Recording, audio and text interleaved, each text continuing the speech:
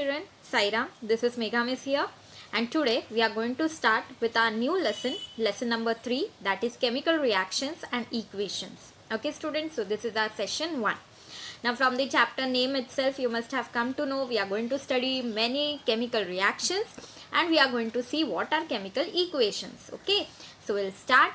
Now in earlier standards we have seen how compounds are formed by chemical combination of elements. Yes, you have seen many compounds, water, you have seen NaCl, okay, how they are formed you have studied in your previous standard. So we have also learned that the driving force behind formation of a chemical bond is to attain an electronic configuration with a complete octet. Yes, all of them tried to gain the stability, okay. The atom attain a complete octet by giving, taking or sharing of electrons with each other. Yes, we have seen this also. Okay students. So now we are going to study what is exactly a chemical reaction. During chemical reactions, composition of matter changes and that change remains permanent. Okay students. So when there is a chemical reaction students, the composition of matter, it will change and that change will be a permanent one. On the contrary, during physical change, now this we had a talk about a chemical change, but if you see a physical change students, in a physical change only the state of matter changes and this change is often temporary in nature. Okay, so physical change only there will be change in the state of matter student.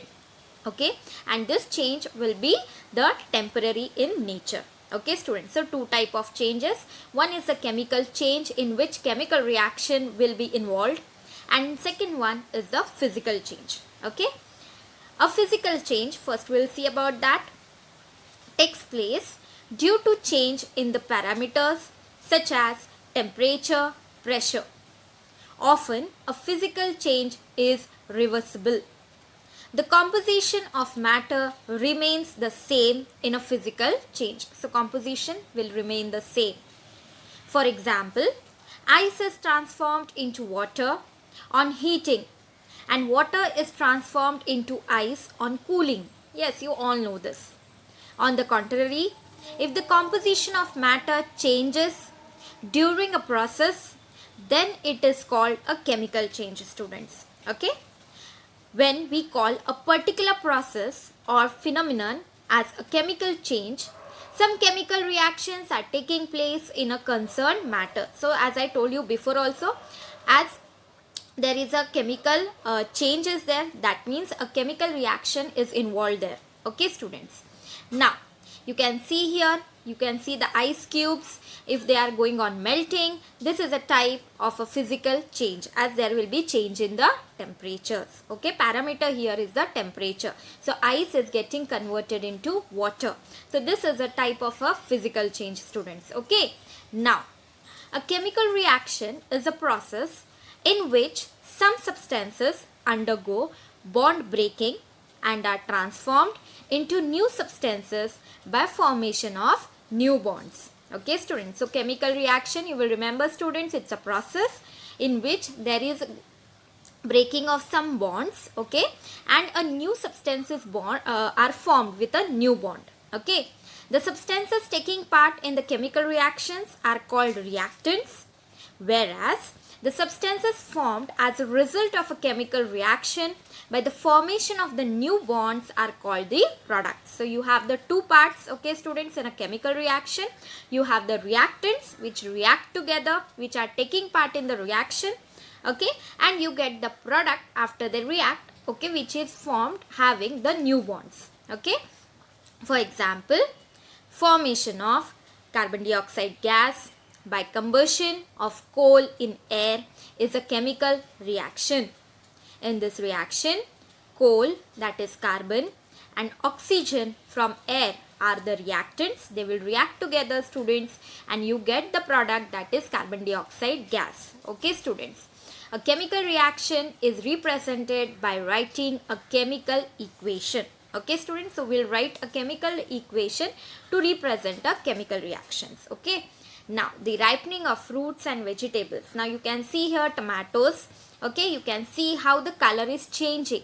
Now that first it is greenish, then see, you can see it somewhat oranges, we can see orange color it has become. Okay, then it is becoming red. Then you can see how the last one final, you can see how red color the tomato is.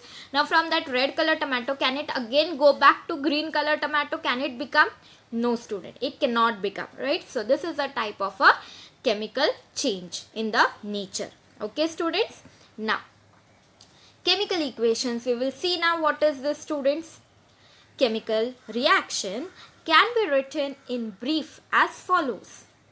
Now students, if I take aqueous solution of copper sulfate and zinc dust, means I am reacting, my reactants are copper sulfate and the zinc dust. I am getting the formation of students aqueous solution of zinc sulfate plus copper. Okay. Now this is a simple way of representing a chemical reaction in word is called a word equation. So the first part which is written, that is our word equation. Okay students. Now a word equation can be written in a further condensed form by using chemical formulae as follows. Okay, so we can use the chemical formulas students and we can write the word equation. Okay student. So for, you can see here we have taken copper sulfate, so it is written as CuSO4. Okay, then you have zinc dust which is written as Zn. Okay students, you get the formation of aqueous solution of zinc sulfate which is written as ZnSO4, and you get the copper which is written as Cu. Okay, I hope this chemical equation you have understood. So the representation students, just a moment, yes, the representation of a chemical reaction in a condensed form using chemical formula is called a chemical equation. Okay students, in the above equation, copper sulfate and zinc are the reactants. They react with each other to form copper particles and a solution of the colorless zinc sulfate as the products having totally different properties. Yes, they are having different properties, the products. The ionic bond in the reactant CuSO4 breaks and the ionic bond in the product ZnSO4 is formed during the reaction. Okay students, I hope this part is clear to you. Okay, now we will proceed. Yes, next part, writing a chemical equation. Now how to write this chemical equation student? Now we saw what is a chemical equation, what is a word equation, and we use chemical formulae to write this chemical equation, right? Now we will see how to, there are some things which you have to remember. Okay, what are those things? We will see. Let us now see the conventions followed while writing a chemical equation. First one, in a chemical equation, the reactants are written on the left hand side while the products on the right hand side. This is compulsory students. Reactants always will be on left hand side, products will be on right hand side. Okay, an arrow heading towards the product is drawn in between them. Yes, you have a arrow which is heading towards the products.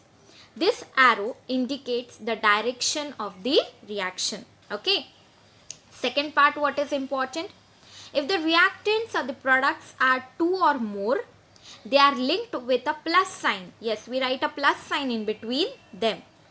For example, in the equation 2, a plus sign is drawn in between the reactants CuSO4 and Zn. Yes, you have seen in the reaction now only that we write it as CuSO4 plus Zn, right? Similarly, a plus sign is drawn in between the products ZnSO4 and Cu. Yes, we have seen with that, yes, between those two products also a plus sign is there. Okay. Third point, to make the chemical equation more informative, the physical states of the reactants are indicated in the equation. So in the equation, we are writing the physical state of those particular whatever the elements are reacting or whatever the atoms are reacting together. Okay student, their gaseous, liquid and solid states are indicated by writing the letters G, small letter L and small letter S. G for gas, L for liquid and S for solid. respectively in the brackets. It should be written in brackets, student. Okay. Moreover, if the product is gaseous, instead of G, it can be written or indicated by a arrow pointing upwards. You can see how the arrow is shown. Okay. If the product formed is insoluble solid in the form of precipitate, students, then instead of solid, it can be indicated by an arrow pointing downward. So when the arrow is pointing downward, student, that means a precipitate is formed. And whenever the arrow is pointed upward, student, that means a gas. Like for H2 is formed, hydrogen gas. So we'll write H2 and draw a up head arrow, which will tell us that hydrogen gas has been released. Okay. When reactants or products are in the form of solutions in the water, they are said to be present in the aqueous solution state. Okay. This state is indicated by putting the letters AQ in the brackets after their formula. Okay, student. So if you have any form of solution is have come there in your product, then some solutions are there. Okay, in the product you have got some solution, then we write it as AQ. Okay.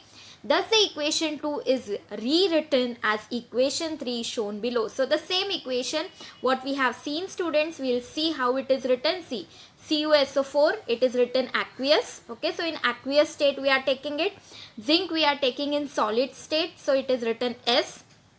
ZnSO4, what you will get, again you will get it in aqueous state, and copper what you will get will be again in solid state. Okay, now here no gas is formed, no precipitate is formed, so no up head arrow or down head arrow is there. Okay, now we'll proceed. Just a moment. Okay, now when heat is to be given from outside to bring about a reaction, okay, it is indicated by the sign. You can see a small letter, a small triangle, okay, written above the arrow that indicates the direction of the reaction. For example, the reaction in which slake lime is formed on heating limestone is written as, so how we can write? So students, you will see the example here, CaCO3, that is solid state. Okay, you are seeing an arrowhead with the triangle, small triangle, which is showing us that heat is there. Okay, gives you CaO, which is again solid, plus CO2 gases involved. Similarly, the fact that heat is released during the reaction between the aqueous solution of copper sulfate and zinc dust is indicated as follows. So here during this reaction which we are studying so long, here the heat is released, students. So we write in the reaction plus heat as well. Okay. So I hope this is clear to you. We will proceed. Fifth point, it is necessary to fulfill certain conditions like specific temperature, pressure, catalyst, etc.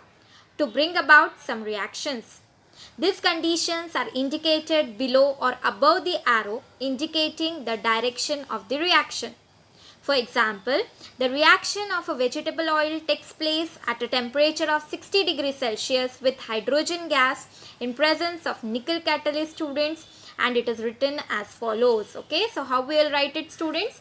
See, vegetable oil plus H2 gas. These are the conditions which are important to be mentioned on the arrowhead. Okay, that is 60 degrees Celsius temperature and nickel catalyst. Okay, all of you know what is a catalyst now. Okay, it is just increasing the rate of reaction and you get the formation of vanaspati ghee. Okay, so these are some of the things you have to remember while writing a chemical reaction. Okay. Special information or the names of the reactants products are written below their formulae. For example, copper on reaction with concentrated nitric acid gives reddish colored poisonous nitrogen dioxide gas. Okay, so you see two type of reactions here. You can see copper when it is treated with concentrated nitric acid, students, you get formation of CuNO3 twice plus 2NO2 gas, nitric dioxide gas, and you get formation of 2H2O. Okay, but similar you can see a reaction where when copper is treated with dilute nitric acid, students, you get formation of nitric oxide gas. Okay, so remember this, students, this both the reactions. Now balancing a chemical equation. Now you can see here one equation, AgNO3, okay, plus NaCl gives you formation of AgCl, which is white in color. Why? Because it is a precipitate, students. Arrowhead is downwards, plus NaNO3 aqueous solution is formed. Now it is seen that the number of atoms of the elements in the reactants in this equation is same as the number of atoms of those elements in the product. Okay, students, means I am talking about if you take this AgNO3, so if you see Ag1 and this side also one atom is there. NO3 you will see one atom, here also one atom of NO3. Then you have NaCl, so you can see Cl is 1, Na is 1 here, here also it is 1 1. Okay, so we will say that this is a balanced equation. But if the number of atoms of each element is not same on the two sides of the equation, students, then we will say that it is a unbalanced equation, and that unbalanced equation, students, we have to balance. Okay, now we are going to study some steps in balancing a chemical reaction. Sodium hydroxide plus sulfuric acid gives you formation of sodium sulfate plus water. Okay, so this is the first step, is to write the chemical equation. Okay, so we have written the chemical equation. NaOH plus H2SO4 gives you formation of Na2SO4 plus H2O. Okay, student, now if you see here, Na is 1 but here it is 2. Okay, you will see oxygen is here 1 and here it is 4, means 5. If you see this side, 4 and 1 5, yes, oxygens are same. Okay, then if you see hydrogen, here they are 3, this one hydrogen and this 2 is 3, and this side if you see it is 2, means hydrogen is also not balanced.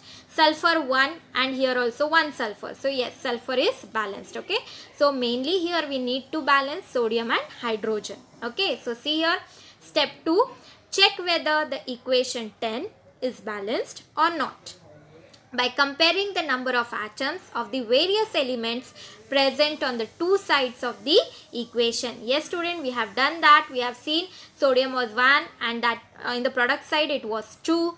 Then oxygens were same. Hydrogen was 3 and 2. Sodium was 1 and 1. Okay, so I hope this part is clear. We have done. We have understood what we need to balance. Okay, so step 3.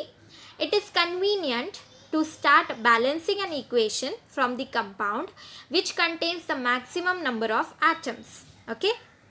Moreover, it is convenient to first consider that element in this compound which has unequal number of atoms on two sides. So we are going to consider, students, sodium and hydrogen. Okay.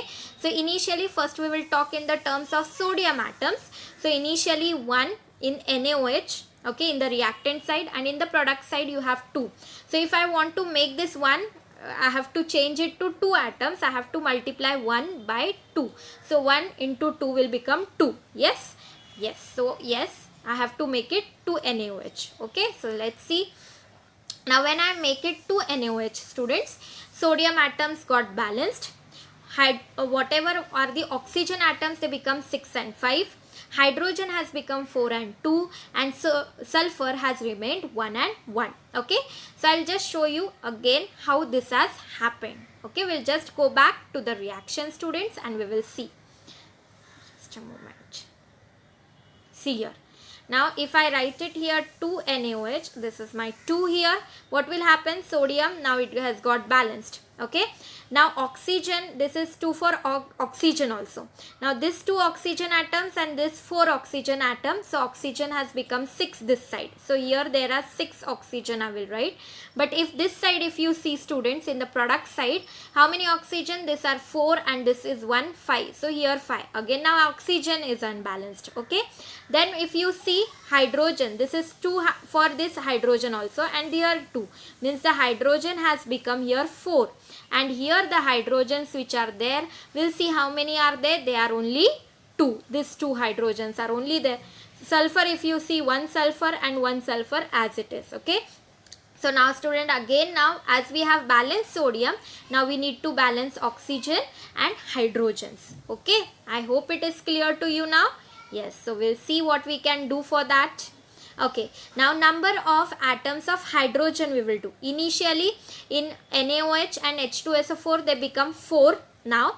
Okay, in the products there are 2. So if I want to make it 4, yes, sure students, I have to multiply the product side hydrogens by number 2. 2 2s is 4. Okay, yes, so I'll make it as 2H2O. Okay, then fourth step, write down the final balanced equation again. What we have done students, we have written 2NaOH and then now we have written 2H2O.